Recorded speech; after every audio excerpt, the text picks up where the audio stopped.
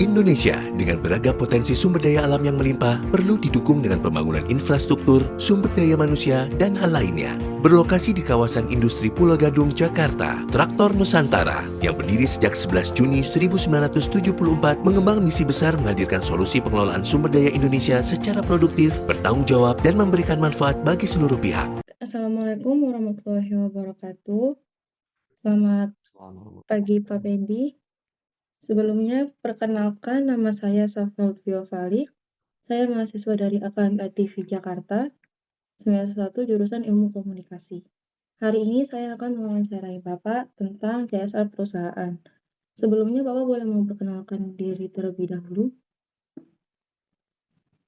Iya Mbak Vio, salam kenal ya. Pak. Nama saya Pendi, saat ini saya sebagai manajer untuk pengelolaan environment, health, safety, dan juga sustainability, di mana salah satu yang menjadi ruang lingkup pekerjaannya adalah CSR. Itu aja sih. Iya, baik Pak. Dengan itu saya akan memulai pertanyaannya. Yang pertama, fungsi dari CSR perusahaan itu apa ya, Pak? Fungsi CSR perusahaan tergantung ya. Kalau kebetulan kalau kami bagian dari grup Astra ada mandatory program CSR. Nah, tapi di lain sisi juga karena kami bagian dari Sumitomo juga, mereka juga punya program yang harus kami eksekusi. Sehingga ini adalah selain yang sifatnya mandatory, ini juga ada tuntutan dari bisnis sih. Oke, baik.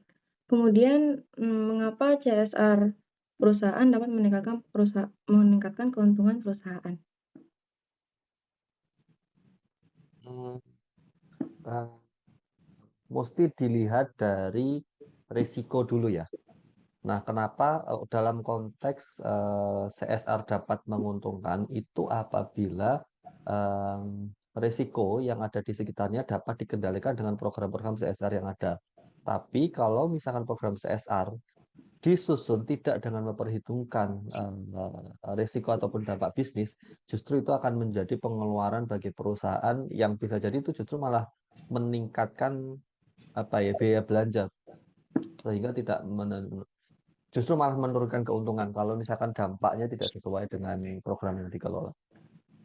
Oke, baik. Kemudian, Pak, keuntungan apa saja yang akan diterima oleh perusahaan jika menjalankan CSR secara berkelanjutan? Pertama, kembali lagi ya, CSR itu harus dilihat sebagai sebuah program yang berdasar risk management. Karena ada beberapa CSR itu yang sifatnya hanya donasi besar, kemudian akhirnya malah terlibat hal-hal yang tidak diinginkan. Tapi kalau konteksnya adalah program CSR yang mengacu kepada risk management, keuntungannya diantaranya pasti yang pertama adalah konflik sosial dapat ditekan sehingga demo dan sebagainya, penghentian aktivitas perusahaan dan sebagainya itu bisa dihindari. Itu yang pertama. Yang kedua adalah adanya support system dari lingkungan. Sehingga ketika misalkan ada demo di beberapa titik di lokasi yang dia tidak menjalankan CSR dengan baik, maka kita akan terlindung karena kita dekat dengan masyarakat sekitar. Jadi mereka akan melindungi kita. Yang ketiga adalah untuk meningkatkan corporate branding ya. Jadi bahwa perusahaan yang mengelola CSR dengan baik berarti memang dia komit untuk memberikan kontribusi bukan hanya bisnis tapi juga aspek-aspek kontribusi terhadap masyarakat sekitar. Kemudian dampak positif dari CSR perusahaan untuk masyarakat apa, Pak? Tergantung, kembali tergantung. Jadi kalau dikelola dengan baik melalui social mapping yang bagus, maka dampak sosial pertama yang jelas adalah kalau program kami itu adalah meningkatkan derajat kesehatan masyarakat. Jadi kami mengelola posyandu sehingga memang derajat kesehatannya lebih oke. Manajemen posyandunya juga akan lebih oke karena kami juga melibatkan tim pakar lah ya kan yang ngerti. Kalau misalkan kita bicara konteks program pendidikan, gurunya lebih oke karena kami punya industri yang bisa jadi guru belum punya keilmuan tentang itu. Rasanya itu sih kalau dari masyarakat. Baik, kemudian, saran pemasaran apa maksudnya sarana pemasaran apa saja yang telah dilakukan oleh CSR perusahaan kepada masyarakat?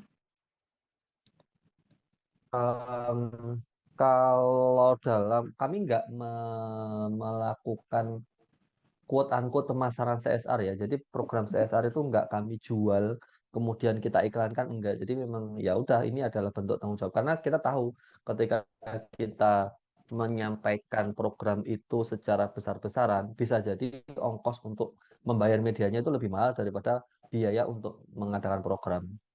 Gitu sih. Jadi ya hanya sebatas kami publish lewat website dan sosial media. Mmm, kemudian, sudahkah CSR perusahaan memberi bantuan atau semacam sumbangan kepada masyarakat? Seperti itu, Pak. Itu rutin setiap tahun pasti. Oke. Kemudian manfaat dari kegiatan CSR perusahaan dalam menyejahterakan masyarakat, terutama masyarakat kurang mampu, Pak. Itu seperti apa, Pak, manfaatnya? Kebetulan kalau untuk di kami, program untuk UMKM itu belum menjadi prioritas. Jadi saat ini kami hanya fokus kepada program kesehatan sama pendidikan. Jadi kami belum menyasar program yang terkait dengan pemberdayaan UMKM. Baik, itu saja pertanyaan dari saya dan kemudian tadi pertanyaan terakhir. Terima kasih Pak Cukup, Mbak. Fendi. Cukup Ya, sudah Pak. Iya, berarti. Pak. Ya. Terima kasih Ya. sudah meluangkan Oke, waktunya ya, terima Pak. kasih Mbak Vio. Ya, Mbak. Sama-sama. Sukses ya. Ya, terima Assalamualaikum. kasih, Kak. Waalaikumsalam.